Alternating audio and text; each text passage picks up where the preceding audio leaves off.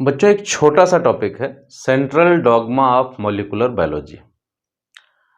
जब double helix का model दिया वाटसन एंड क्रिक ने तो क्रिक को एक विचार आया दिमाग में कि ठीक है डीएनए के बारे में हमने बता दिया, लेकिन डीएनए अपने आप को एक्सप्रेस कैसे करता है। तब तक काफ़ी हद तक ये चीज़ें भी प्रूव हो गई थी कि डीएनए जेनेटिक मटेरियल है। तो उन्होंने फिर एक जनरलाइजेशन दिया, एक जो प्रपोजिशन दिया कि जो जेनेटिक इंफॉर्मेशंस हैं वो फ्लो करती हैं कहाँ से, डीएनए से आरएनए की तरफ और आरएनए से प्रोटीन की तरफ। मतलब जो डीएनए की लैंग्वेज है वो आरएनए में ट्रांसफर होती है और फिर आरएनए की लैंग्वेज प्रोटीन में ट्रांसफर होती है। तो पहली बात तो सेंट्रल डॉग्मा दिया था बाय क्रिक, पूरा नाम था एफएचसी क्रिक, फ्रांसिस हैरी कैम्पटन क्रिक। और इनका सेंट्रल डॉग्मा ये स्टेट करता है कि जेनेटिक इंफॉर्मेशंस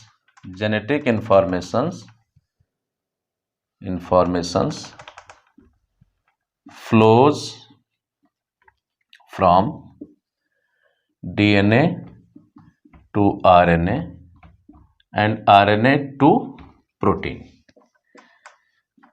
तो ये है मामला पूरा।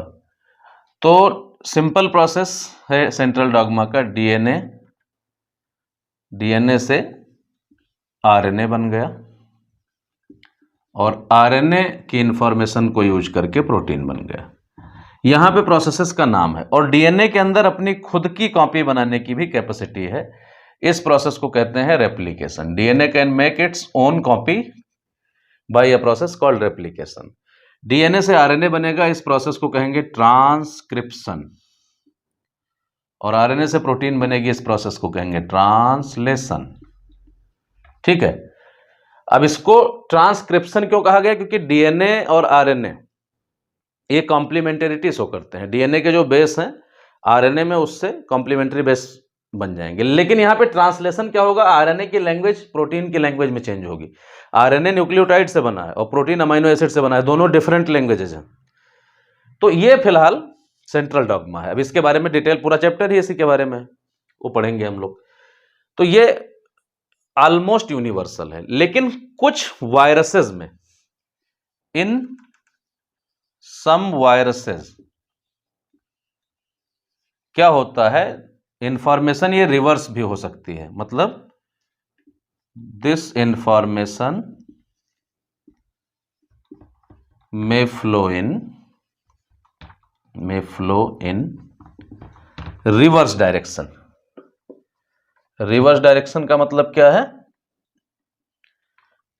आरएनए से डीएनए और डीएनए से फिर डीएनए से प्रोटीन नहीं बनेगी, ध्यान रखिएगा। ठीक है, आरएनए से डीएनए बनेगा, डीएनए जाके होस्ट के जीनोम से इंटीग्रेट करेगा, वहां वो फिर से आरएनए प्रोटीन बनाएगा। लेकिन अगर आरएनए से डीएनए बन जाता है तो भी तो आरएनए से डीएनए बन जाता है तो भी तो दिक्कत वाली बात है। ये उल्टा प्रोसेस है ना। जैसे एचआईवी का वायरस, हम एग्जांपल आपको बता रहे हैं, वो हमारी बॉडी में जाता है, वो आरएनए वायरस है। तो पहला काम ये करता है कि वो अपनी कॉपी बनाता है। ठीक है, और इंटीग्रेज एंजाइम की मदद से अपने जो उसका पहले आरएनए से डीएनए बनाता है और डीएनए हमारे जीनोम में जाके इंटीग्रेट कर जाता है। उसके बाद नया आरएनए बनता है, नई प्रोटीन बनती है और उसकी नई कॉपीज बनती हैं। तो आरएनए से डीएनए, इस प्रोसेस को कहते हैं रिवर्स ट्रांसक्रिप्शन। क्या कहते हैं? Reverse transcription. ठीक है, और रिवर्स ट्रांसक्रिप्शन का प्रोसेस जो साइंटिस्ट जिन्होंने दिया था उनका नाम था टेमिन एंड बेल्टीमोर। ठीक है, आपकी बुक में लिखा हुआ है कि क्या आप रिवर्स ट्रांसक्रिप्शन का कोई सिंपल नाम सजेस्ट कर सकते हैं? मतलब क्या आप आरएनए से डीएनए की इंफॉर्मेशन फ्लो को आप सिंपल नाम दे सकते हैं? हाँ, दे सकते हैं। रिवर्स ट्रांसक्रिप्शन कह सकते हैं, और कुछ कह सकते हैं, हाँ और भी कुछ कह सकते हैं। टेमिन के नाम पे इसका नाम टेमिनिज्म भी पड़ा। आरएनए से डीएनए की तरफ अगर इंफॉर्मेशन फ्लो करती हैं तो इस प्रोसेस को कहते हैं टेमिनिज्म। क्या कहते हैं? टेमिनिज्म। क्यों? जो साइंटिस्ट थे उनके नाम पे पड़ा है, टेमिन एंड बाल्टीमोर। तो टेमिनिज्म कहा जाता है इस प्रोसेस को, या रिवर्स ट्रांसक्रिप्शन कह देंगे बायोलॉजिकली। अनदर थिंग, एक बार एक सवाल आया था कि सेंट्रल डॉग्मा अप्लाई नहीं होता है, किसके ऊपर अप्लाई नहीं होता है? 4 ऑप्शन थे। चलो मान लो पी था, क्लेमेडोमोनस था, ह्यूमन था और एचआईवी था।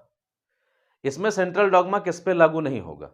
इसमें सेंट्रल डॉग्मा HIV पे लागू नहीं होगा। HIV पे कौन लागू होगा? सेंट्रल डॉगमा रिवर्स लागू होगा। ये रिवर्स ट्रांसक्रिप्शन है, उल्टा प्रोसेस हो रहा है, तो इसको कहेंगे सेंट्रल डॉगमा रिवर्स। क्या कहेंगे? Central dogma reverse. ये क्वेश्चन आ चुका है, ठीक है। तो मान लो 4 ऑप्शन है आपके पास। P यूकेरियोटिक है, क्लेमेडोमोनास यूकेरियोटिक है, ह्यूमन यूकेरियोटिक है। अगर बैक्टीरिया होता तो भी सेंट्रल डॉगमा लागू होता, लेकिन वायरस है और RNA वायरस है और उसमें फिर रिवर्स ट्रांसक्रिप्शन की प्रोसेस है, तो फिर यहाँ पे सेंट्रल डॉगमा लागू नहीं होगा। HIV के केस में क्या होगा? यहाँ पे सेंट्रल डॉगमा रिवर्स होगा। तो ये है central dogma of molecular biology, जो एक बहुत बड़ा ब्रेक थ्रू है। हालांकि क्रिक ने एक प्रिपोजिशन दिया था, लेकिन बाद में ये चीज़ें बहुत डिटेल में डिस्कवर हुई और आपको इस चैप्टर में पढ़ना भी है। रेप्लिकेशन डिटेल में पढ़ना है, ट्रांसक्रिप्शन डिटेल में पढ़ा है, ट्रांसलेशन डिटेल में पढ़ना है, ठीक है। So this was all about central dogma of molecular biology. Thank you.